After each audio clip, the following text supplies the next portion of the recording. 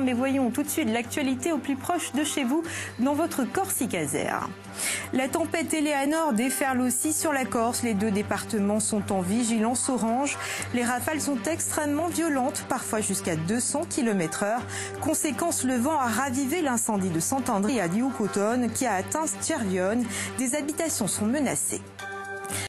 Je vous le disais en titre, la Corse est en alerte vent fort, avec des pointes pouvant aller jusqu'à 200 km/h. Cette tempête qui s'abat sur l'île a occasionné de très fortes perturbations dans les transports maritimes et aériens. Nous retrouvons Henri Mariani en direct du port de Bastia.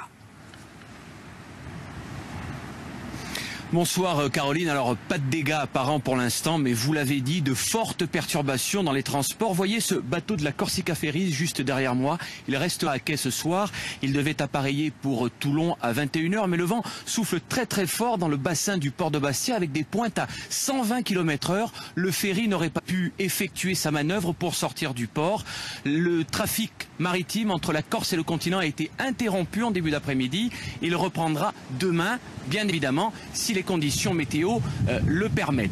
Situation identique dans les deux aéroports de Calvi et de Bastia-Poretta, comme vous pouvez le voir sur ces images tournées cet après-midi. Aucun vol à l'arrivée ni au départ des deux aéroports. Là aussi, le trafic aérien a été interrompu en début d'après-midi. Reprise des vols demain matin, annonce Air Corsica, si le vent tombe et si les conditions météo, évidemment, le permettent.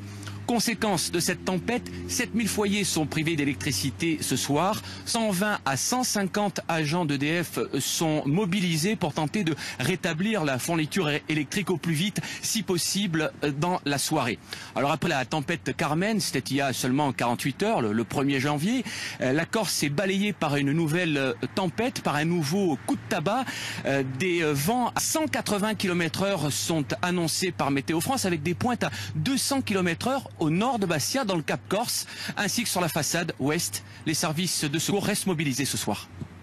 Henri Mariani, merci. Pour plus d'informations concernant ces coupures électriques, vous pouvez contacter EDF au numéro qui s'affiche sur votre écran. Ces rafales de vent ont aussi fortement ravivé l'incendie de Sant'Andrea à Dioucoutone. Le feu a désormais atteint Cervione où des maisons sont encerclées. Une situation critique alors que les Canadair ne peuvent pas voler. Le point avec François-Albert Bernardi et Pierrick Nanini. Jusqu'ici, au cœur du village, l'atmosphère est irrespirable. Les flammes ont encerclé les villages de Cervione et de Balle et Gampoloro. Plusieurs maisons sont menacées par les flammes, mais pour l'instant on ne connaît pas encore l'ampleur des dégâts. Plus de 200 pompiers sont mobilisés sur le terrain. Ils qualifient eux-mêmes la situation de difficile. Tant que le vent ne tombe pas, les choses sont compliquées. Le feu est activé par ce vent. Situation qu'on n'avait pas connue ce matin puisqu'on avait réussi à calmer l'incendie et qui s'est réactivé à cause du vent. Il est prévu logiquement une baisse du vent demain matin qui est attendue par tous les hommes qui sont à pied d'œuvre actuellement. Alors que le feu était en passe d'être maîtrisé, vers 15 h, les fortes rafales de vent ont permis aux flammes de franchir les crêtes et de progresser vers le nord. La nuit s'annonce difficile pour les soldats du feu, mais d'autres renforts devraient arriver du continent ainsi que 2 avions Canadair. La route territoriale, on vient de l'apprendre, est coupée entre Aléria et Moriagne due aux fumées qui se dégagent de cet incendie. En politique,